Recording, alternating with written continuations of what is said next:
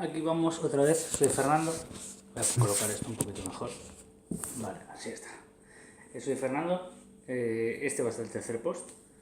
Y este sí que es un tercer post que para mí era muy importante hacer. Quería hablar de, para mí, personalmente, el jugador más talentoso de la historia. La mayoría de la gente dirá, no sé, LeBron, Magic, Larry Bird, Michael Jordan. Bueno, los clásicos, ¿no? Yo recuerdo ver una película cuando tenía unos 14, 15 años, una película casi de serie, o sea, casi de serie B.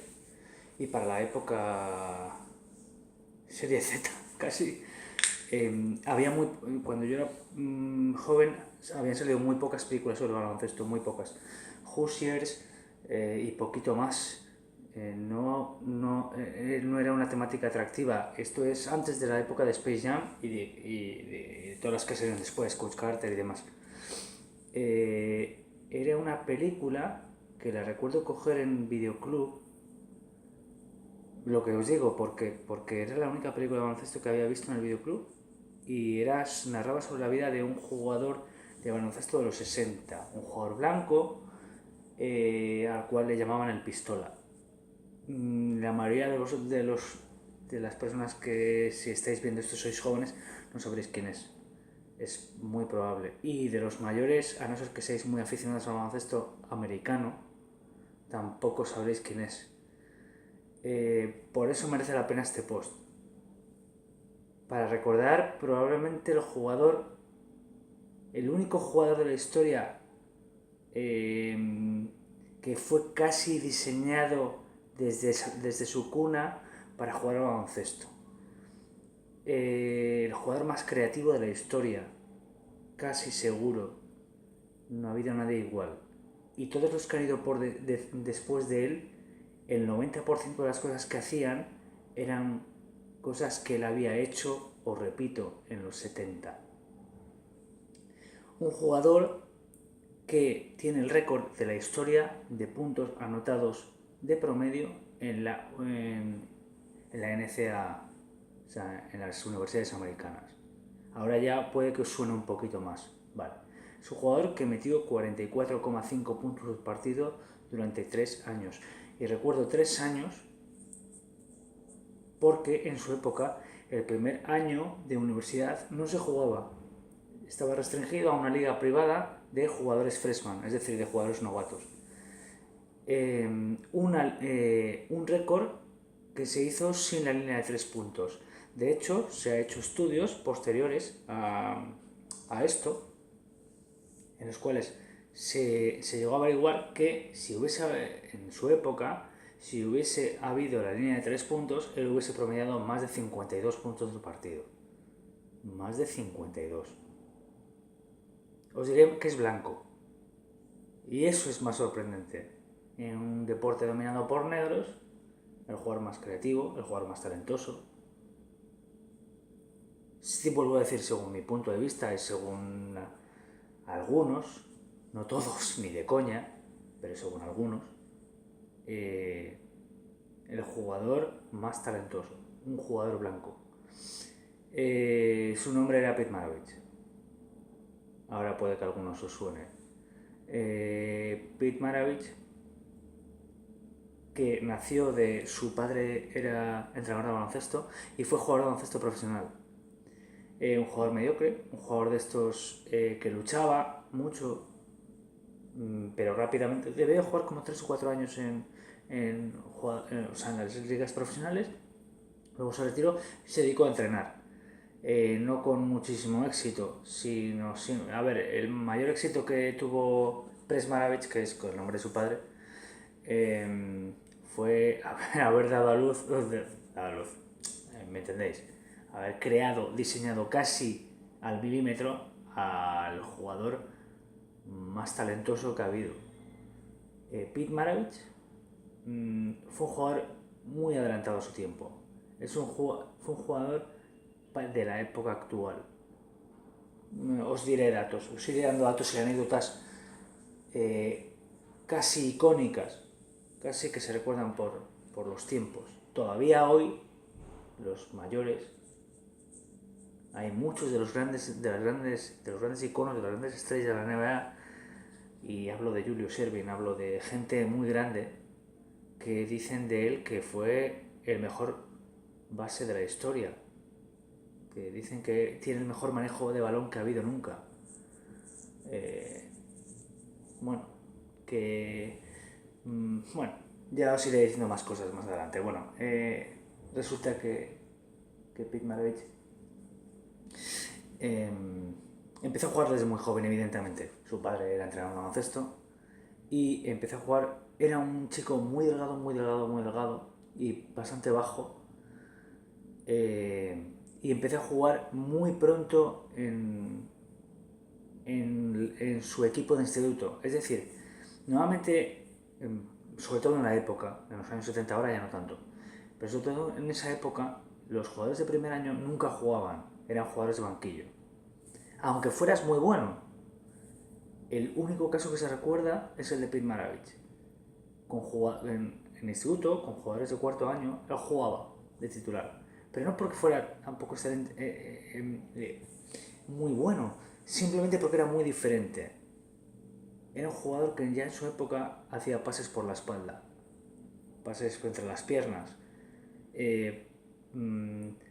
Es muy famoso su anécdota de que era capaz de girar el balón en la mano durante una hora.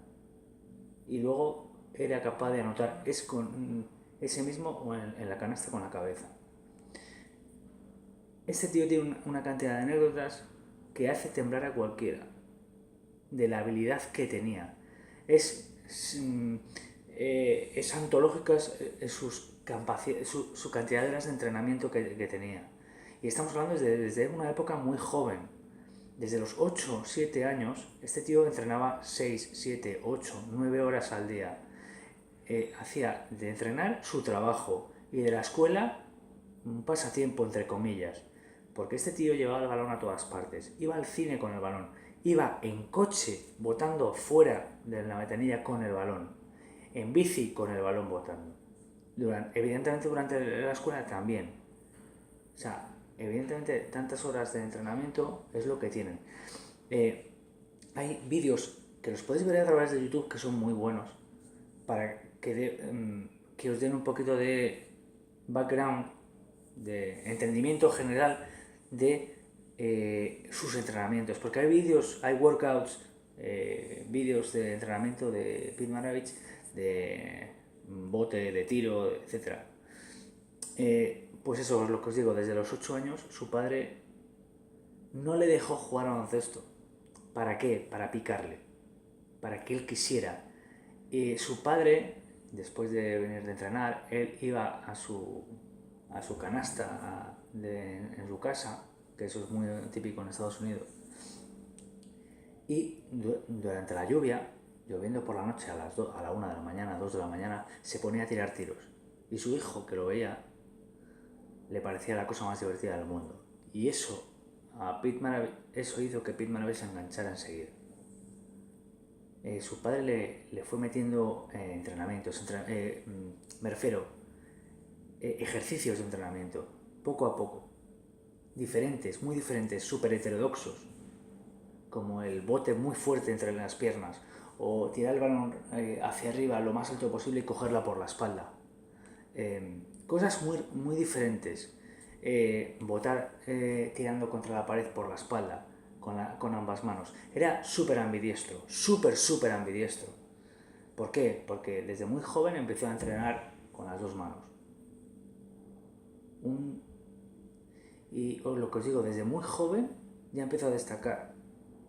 A partir de los 8 años empezó recuerdo que desde los 13 ya era titular en el instituto. Y a los 13 años es cuando le pusieron el nombre del Pistola. Fue un periodista viendo a su equipo de instituto que le denominó el Pistola porque sacaba el balón para llegar como si fuera un pistolero. Lo sacaba desde aquí y llegaba rápido. Un tirador muy rápido, al estilo muy Stephen Curry, ¿vale? Con la enorme diferencia de que este tío tiraba como quisiera. Stephen Curry es un tirador muy bueno, excepcional, probablemente el mejor tirador de la historia. No, para mí es el mejor tirador de la historia, como ya he dicho en otros vídeos. Pero Maravich era un tipo que tiraba como quisiera. Y los tiros más raros también. Porque este tío intentaba tirar, o sea, de todas las formas posibles para que no hubiera ninguna situación en un partido que le fuera irreal, que no le fuera conocida. Pues eso, pasó el instituto y fue una de las personas, evidentemente cuando acabó el instituto, fue la persona más reclutada que hubo. La más reclutada, o una de las más reclutadas. Y decidió irse a Louisiana State University con su padre. Su padre le ofrecieron entrenar, evidentemente uno de los motivos para que irse era su padre, y su padre, uno de los motivos para que consiguiera el puesto de LSU fue su hijo. Le dijeron, si te arrastra, si consigues traerte a tu hijo, te damos el puesto de entrenador jefe en LSU. LSU, para que os pongáis en situación, es la universidad en la que estuvo Shaquille O'Neal, ¿vale? Shaquille O'Neal, hubo unas palabras muy famosas suyas, que el mejor deportista, no jugador de baloncesto, deportista jamás salido de LSU, de Louisiana State University, fue Pete Maravich, por encima de él. Y eso que él dice que es probablemente de sí mismo, Shaquille O'Neal dice que es probablemente el mejor, el pívot más dominante de la historia. Hablamos de palabras mayores, de Shaquille O'Neal. Bueno, por poneros un datín. Hay anécdotas fuera del ámbito de la cancha muy famosas, como por ejemplo que un día con sus amigos del instituto, no sé si fue con sus amigos del instituto o con la universidad, pero o a principio en la universidad, pero en esa época más o menos, que fueron a unas ferias, de estas típicas ferias en las que hay canastas y hay tiros, ¿no? Entonces fue con amigos y los amigos le picaron y dijeron, no hay cojones de nada, de jugar ahí, a ver si eres capaz de ganar no sé qué. Y que es probablemente, vuelvo a repetir, el tío con más talento que ha habido nunca, con más toque de muñeca que ha habido nunca, probablemente es el tío con más toque. No ha habido nadie más, no recuerdo no recuerdo a nadie que tenga ese toque, me refiero toque, tenga la sutileza suficiente como para controlar cualquier movimiento del balón. A eso me refiero. No recuerdo ninguno, y digo ninguno, porque Jason Williams no tenía el tiro que tenía Pete Maravich. Y Magic Johnson o Larry Bird, a pesar de tener enormes pases y enormes botes, tampoco llegaron a tener nunca el tiro de Pete Maravich. Vuelvo a decir, Maravich era un tío que tenía el rango de tiro de Stephen Curry con un porcentaje igual o superior a Stephen Curry. En una época muy antigua, vale, pero hablamos de unas cosas de unos datos impresionantes. Bueno, pues lo que os estaba comentando. Fueron a unas ferias y le dijeron que no había cojones de jugar. Entonces dijo, ¿cómo? ¿Que no hay cojones? Venga, dame el balón. Y por lo que cuentan, os cuento la historia como la he leído y como la he escuchado. Falló el primer tiro, cosa sorprendente en él. Es comprensible, porque normalmente cuando tú tiras en una canasta nueva, lo que intentas es averiguar más o menos, pues eso, viendo cómo reacciona la canasta. Eso lo hemos hecho todos. Vale. Entonces volví a pagar el dinero, porque si fallabas la primera, perdías el dinero y no conseguías el premio, no sé si era un oso de peluche o algo así era. Entonces, la siguiente tanda metió la primera, metió la segunda y metió la tercera. Le regalaron el oso de peluche, bueno, no hay cojones de jugar otra vez, no hay huevos de... Nada. Vale, la primera, la segunda y la tercera. Otro oso de peluche, no hay cojones. Venga, dame. Pago otra vez. Primera, segunda y tercera. 3 osos de peluche seguidas con 9 tiros seguidos.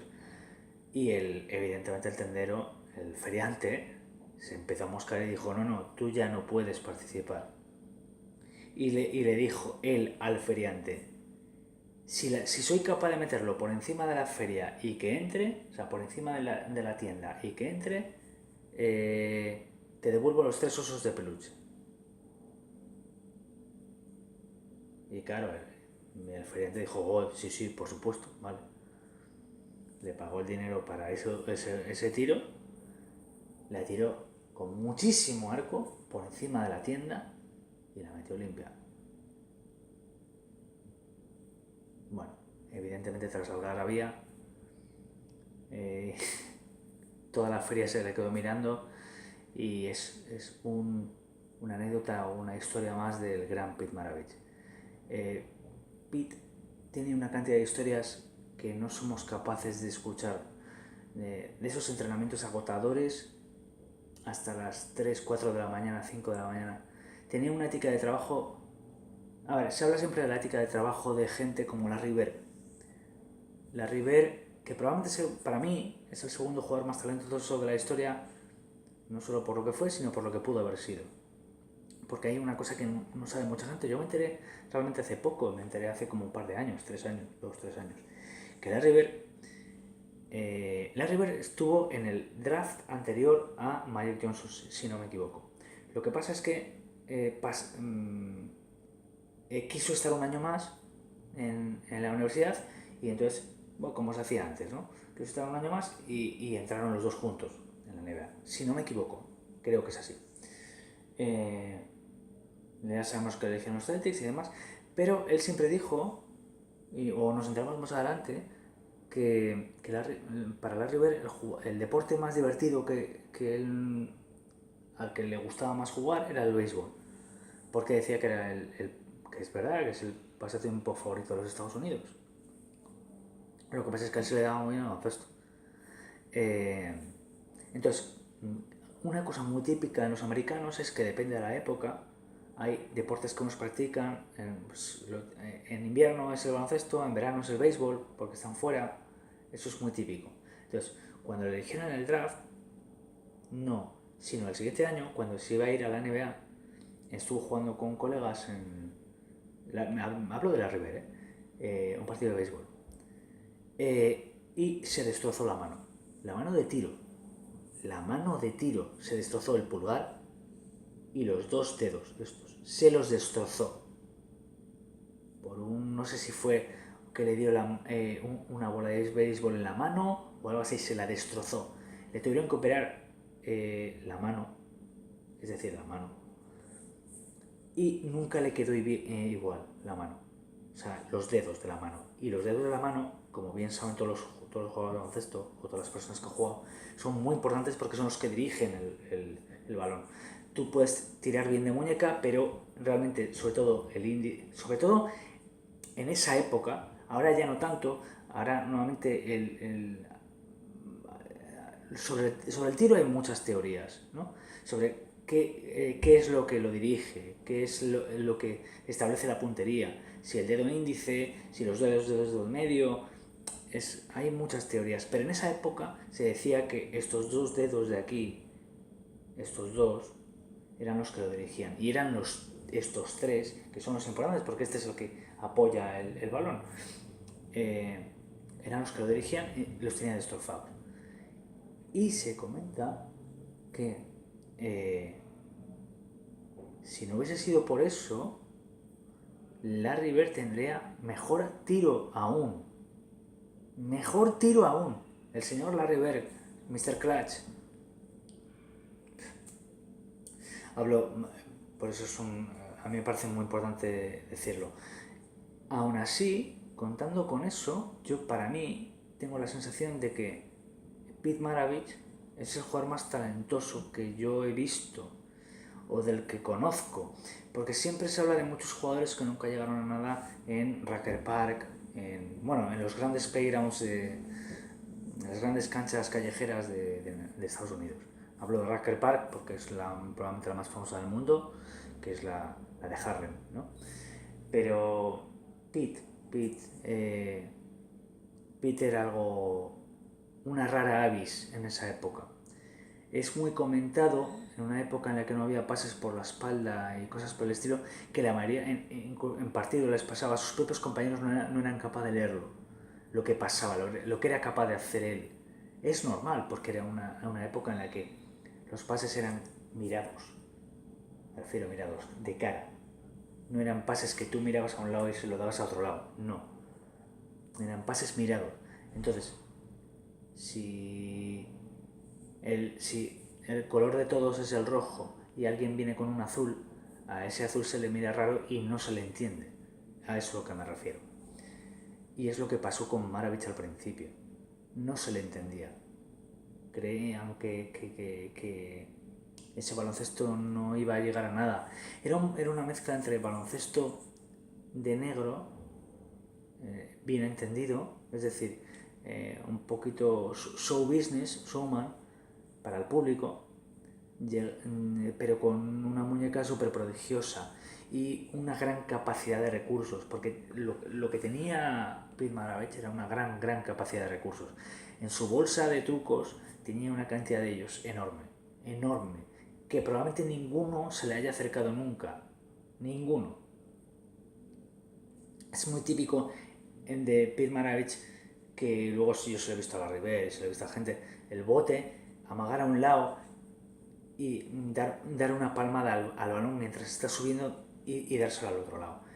Hay un pase que lo tenéis que ver en YouTube porque existe y porque el mismo Red Auerbach, Mr. Red Auerbach, es decir, el entrenador de los Boston Celtics, que ganó 10 anillos, es decir, una puta leyenda, un tío que lo ha visto todo en esa época, dijo que era el pase más difícil de la historia, que probablemente lo sea, porque yo no he visto nada igual.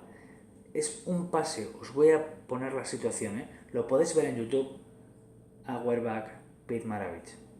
Está por ahí, Es un pase que tú lanzas a este lado y con esta mano haces el gesto de pasar hacia este lado, pero con esta mano haces un golpe muy fuerte de muñeca y pasas hacia el otro. O sea, amagas así y haces así, ¿vale? Es complicadísimo, no se lo he visto nunca hacer a nadie, y menos en partido, excepto a Pete Maravich. Analicemos. El balón finges que va para allá y acaba yendo para allá. ¿Por qué? Por el golpe rápido de muñeca de este. Lo tenéis que ver en YouTube. Es increíble. Porque te engaña absolutamente con el pase, da la sensación que va a ir para allá, te lo vende con todo el cuerpo y el golpe fuerte de muñeca hacia el otro lado. Es brutal, es increíble. Se han visto pases en contraataque por debajo de las piernas, hay giros 360 para meter canasta, hay muchísimos trucos en NBA, en NCAA, y una de las grandes historias que se dice sobre él es que, claro, es una época en la que no había los medios de grabación que hay ahora y no hay la capacidad de... O sea, es decir, no tenemos el almacén audiovisual que hay ahora, que cada jugador tiene de todo. En esa época se dice que en su época de universidad las cosas que hacía eran... O sea, había jugadores profesionales que iban de un estado a otro solo para verle jugar en la universidad.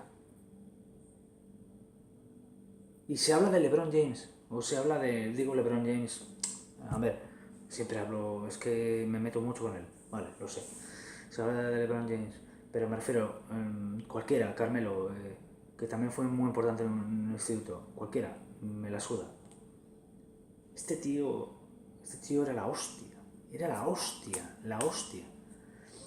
Bueno, pues pasó de instituto y a la universidad, os decía, a LSU,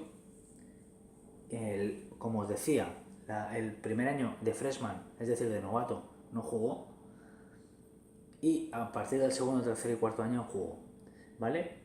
Y en esa época el récord de anotación universitario lo tenía Oscar Robertson. Sí, Oscar. Ese Oscar Robertson, que se ha oído hace poco, por el año pasado, porque Russell Westbrook hizo un triple doble de media en tal, que solo lo había hecho antes Oscar Robertson, pues ese tenía el récord de anotación de la historia. Oscar Robertson tiene, porque yo le he oído comentarios sobre Pete Maravich, le tiene un tremendo odio. Decía de él que era un jugador muy egoísta, Pete Maravich. Puedo entenderlo. Me refiero, puedo entenderlo desde su punto de vista, no porque lo crea, ¿eh? Y que era un hijo de papá, que es cierto, me refiero, porque su padre era entrenador y la mayoría de los balones le iban a él. Lo entiendo, ¿vale? Hasta ese punto se lo digo. Pero también hay que ver lo que no se ve, ¿vale? Pues eso, lo que os digo, jugó el tercer, cuarto y quinto año con una media de 44,5 puntos por partido, la máxima de la historia, no ha habido nadie igual. Os vuelvo a repetir que con proyección a 52, si hubiera habido línea de 3 puntos, y evidentemente fue número 1 del draft. Le eligió, si no me equivoco, Atlanta Hawks, si no me equivoco, y fue el primer jugador de la historia que recibió $1 millón. Y en una época, hablo de los años 70, una época en la que la NBA estaba por los suelos, me refiero mediáticamente, porque había muchos rumores y mucha cultura sobre las drogas en esa época en la NBA. La mayoría de los jugadores eran negros. De hecho, se decía que era una Negro League, es decir, una liga de negros. Y de hecho, es muy famoso el comentario en el New York Times de los Knickerbockers, es decir, los New York Knicks, con el término nigger, o sea, niga, que es el término que se aplica a los negros esclavos, sobre los Knickerbockers, es decir, es que es el apodo de los New York Knicks. Knicks, la mayoría de la gente cree que es Knicks, es Knickerbockers, ¿vale? Pues aplicando el término Knickerbockers porque todos eran negros. Era una época en la que se necesitaba lo que se quería, lo que llamaban la gran esperanza blanca, que es lo que después pasó con la River, ¿no? Y hubo enormes celos de la mayoría de las estrellas negras, que pensaban que no existía ningún jugador blanco que tuviera el mismo nivel que ellos, que cualquier jugador negro era mejor. No sabían mejor, como dicen en Estados Unidos, no sabían mejor. Ellos no sabían, o sea, no conocían nada mejor, ¿vale? Pues este jugador en la NBA fue un jugador más. Fue un jugador más por muchas cosas. Porque ahora viene ya la peor parte de la vida de este enorme jugador. En la NBA fue un buen jugador, metió más de 20 puntos, no sé si dio más de 5 asistencias y tal, pero no fue la estrella que prometía. ¿Por qué? Por muchas cosas. Su madre era alcohólica y él fue alcohólico durante muchísimo tiempo de su vida. Durante toda su carrera en la NBA era alcohólico, fue alcohólico. Fue alcohólico porque era una persona incomprendida. Era una persona con una personalidad muy diferente. Es mítico su look de lo que llaman en Estados Unidos floppy socks, es decir, calcetines sueltos, es decir, anchos, amplios, muy largos, con el pelo largo. Muy conocido. Era una persona muy peculiar, que no... que parecía que siempre estaba buscando algo, algo para creer, algo... El baloncesto no le bastaba. Fue el primer gran amor de su vida el baloncesto, pero el baloncesto no era suficiente para él. Porque yo creo que, como la mayoría de las personas que hemos jugado baloncesto de una forma u otra, ha habido un momento en nuestras vidas que lo hemos acabado odiando. Es decir, no en sí por el baloncesto, sino porque si tú amas con algo, con todo lo que tienes, hay un momento de tu vida y hay un momento que lo das todo y ves que no recibes nada, le acabas perdiendo pasión, ¿no? Y lo acabas odiando. Y yo creo que en parte es lo que le pasó a Maravich. Entonces, durante la mayor parte de su vida es muy famoso que cuando se retiró que se retiró joven, se retiró en los Celtics, justo un año antes de que ganara el anillo, así que nunca ganó anillo, que es otra de las grandes historias de él, que jamás ganó un gran título, porque después de, a pesar de todos los puntos que metió en la universidad, nunca ganó nada, porque jugaba en un equipo en el que no había nadie, así que la mayoría de los equipos que jugaban contra él decían que él meta todos los puntos que quiera, pero nosotros vamos a meter más puntos. Él era indefendible, pero bueno, él no podía defender a 5 y tampoco fue un enorme defensor. Fue un defensor más de cabeza que de otra cosa. Pues lo que decía, que después es muy famoso, son historias muy famosas de él, que después de que se retirara, él empezó creía en ovnis, en la vida extraterrestre, se metió, no en sectas, pero cosas por el cielo, y hasta que encontró a Jesucristo. Y fue lo que llaman en Estados Unidos un renacido. Un renacido en la fe, me refiero. Y luego él empezó a dar mítines católicos y cosas por el estilo. Es un personaje muy curioso, Pete Maravich. Después de eso, o sea, después de haber encontrado la fe, dejó la bebida y él proclamó que Jesucristo le había salvado la vida, que Jesucristo se le había aparecido y cosas por el estilo, hasta que la mayoría no lo sabréis, probablemente. Yo lo sé porque Pete Maravich es uno de mis ídolos desde esa película. Murió muy joven, murió con 40 y pocos años, 40 y... No sé, no murió, o sea, debía de tener 45, 46 años, no muchos más. No recuerdo que sean muchos más. Murió un día 5 de enero jugando un pick-up game, lo que llaman pues una pachanguilla que llamaríamos aquí, con amigos en una cancha, en un gimnasio. De hecho hay imágenes en YouTube que no recomiendo que las veáis porque no se ve nada, no se ve que... Bueno, muere de un ataque al corazón. Y lo más importante, lo más acojonante de esto es que muere de un ataque al corazón de un defecto genético en el corazón que no se le había encontrado. Me refiero, ¿cómo un tío con un defecto genético en el corazón puede jugar tanto tiempo a un tan alto nivel y rendir tanto y que acabe muriendo por una pachanguilla cuando es más mayor?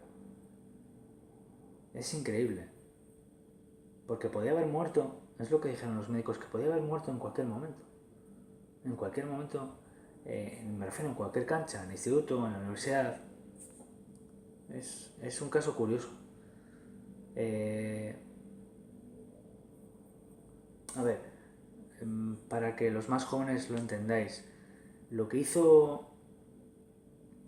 hace Curry ahora, lo que hizo Jason Williams en finales de los 90, principios de los 2000, lo que hizo Magic Johnson finales de los 80 y Larry Bird, ¿vale? Os pongo en perspectiva, ¿vale? Lo que hizo Bob Cousy fue el predecesor, digamos, ¿no? De este tío. Pero nunca llegó a su nivel. Lo que hicieron todos esos pioneros, o que llamamos ahora pioneros, Curry, Jason Williams, Chocolate Blanco, Magic Johnson, Larry Bird, lo que hicieron todos estos, Pete Maravich lo hacía en los 70.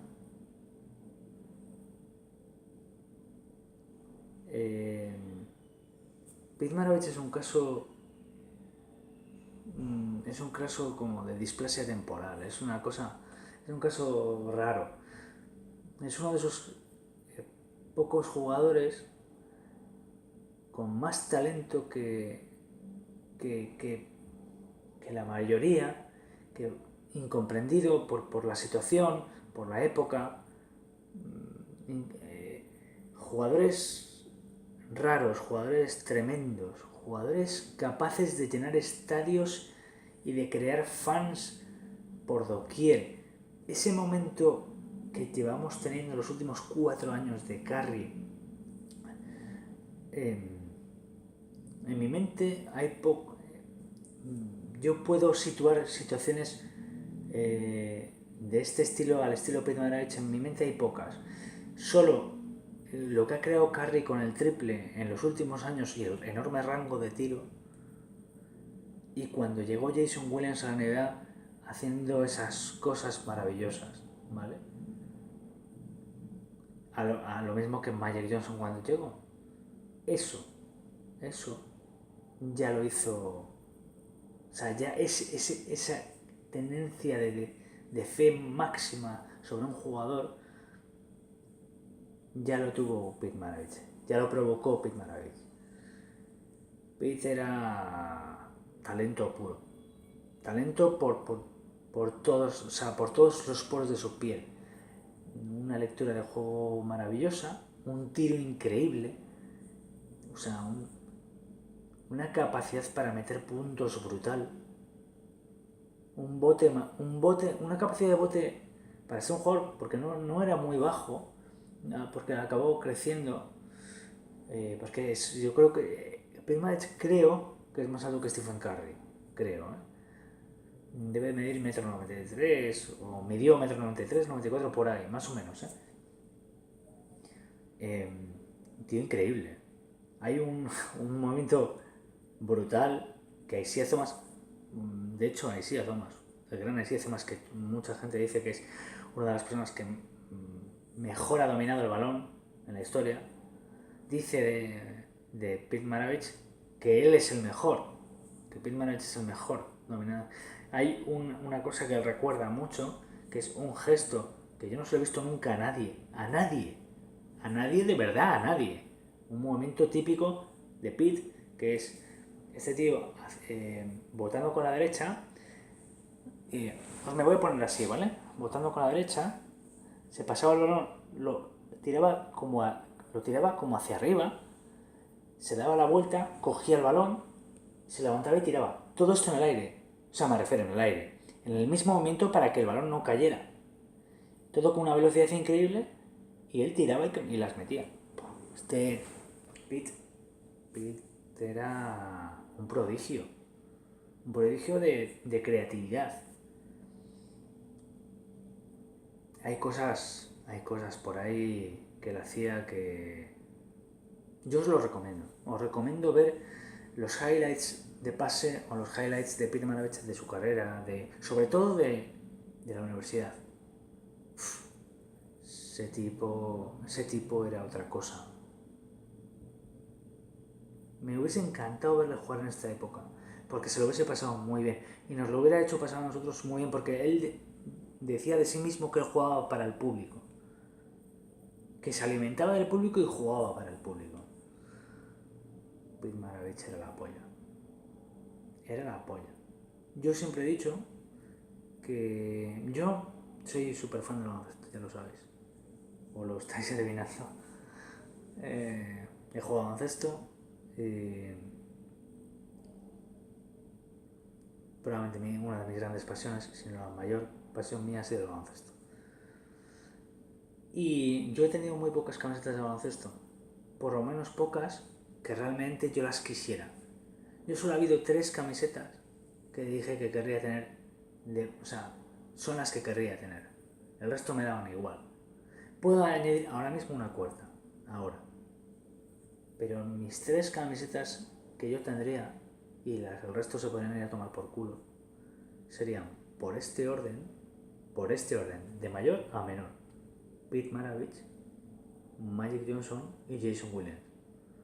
Y tengo las de Johnson y Williams. La de Pete la conseguiré. La cuarta sería la de Curry, porque Curry es Curry.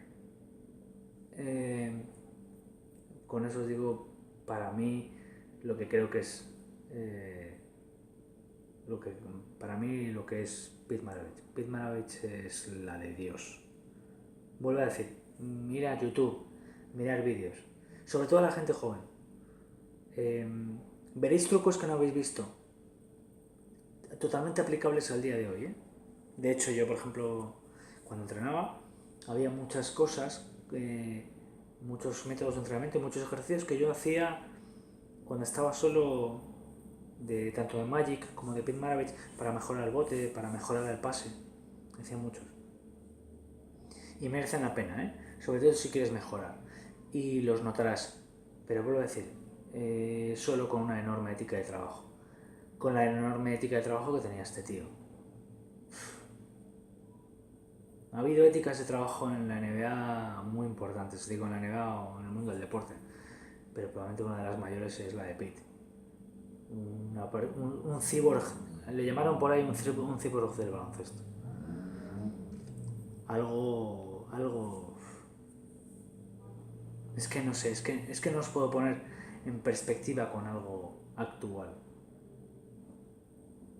¿Cómo era Pete Maravich? Pues vosotros imaginaos una mezcla entre Stephen Curry y Jason Williams. Imaginaos. ¿Vale? Poneros en perspectiva. ¿Cómo es Stephen Curry y cómo es Jason Williams? Pues una mezcla de los dos. Con la capacidad de anotación de Kevin Durant. Ese tío Maravich era otra cosa. Pues eso, me ha encantado comentaros esto porque creo que este es un vídeo que merece la pena que veáis. O sea, podría hablaros muchísimo tiempo más sobre Pete Maravich.